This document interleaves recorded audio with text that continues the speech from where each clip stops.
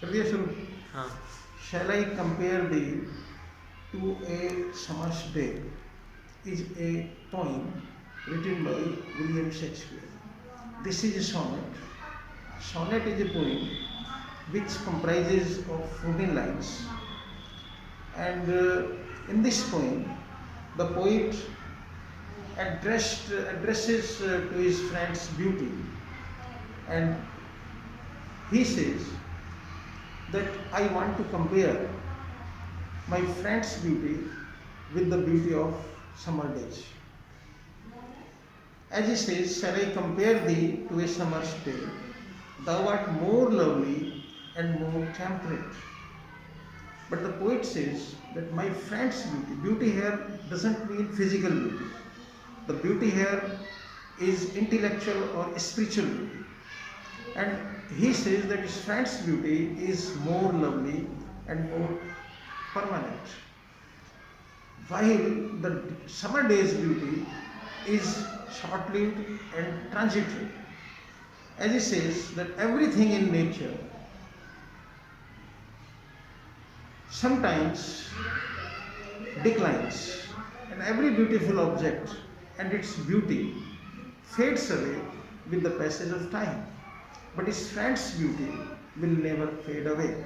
As he says, rough winds do shake the darling buds of May.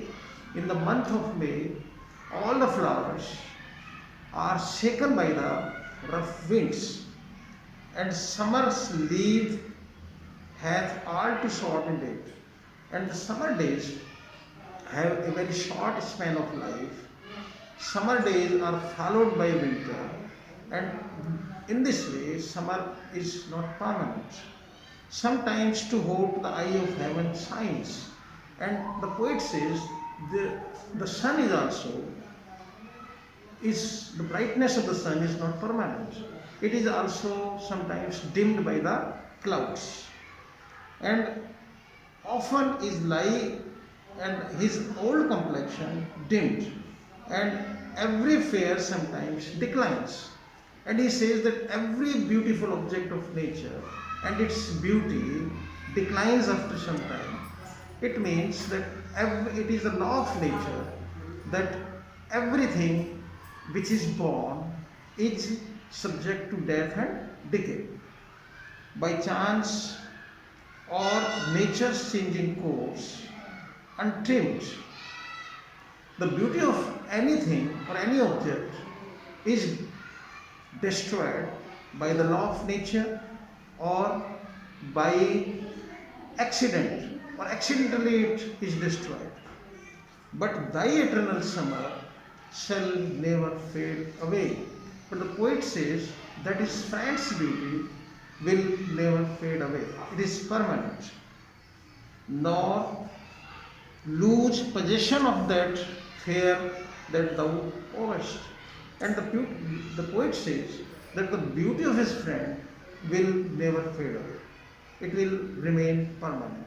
So he gives up the idea of comparing his friend's beauty to the beauty of summer days, because he says that two things can't be compared, as one is permanent and the other is non-permanent.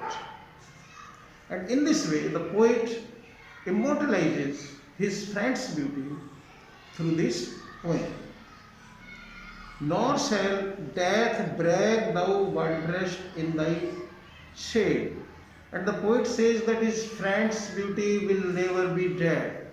Death can't have its effect on the friend's beauty.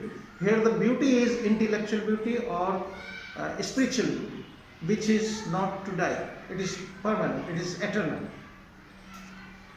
When in eternal lines to time thou growest.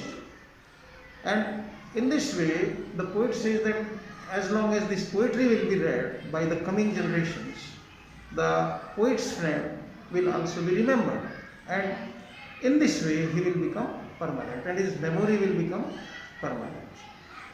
So long as man can breathe or eyes can see, so long lives this, and this gives life to thee.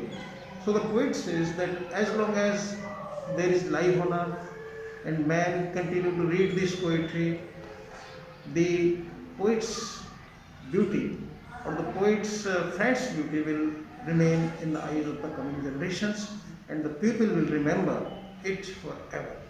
So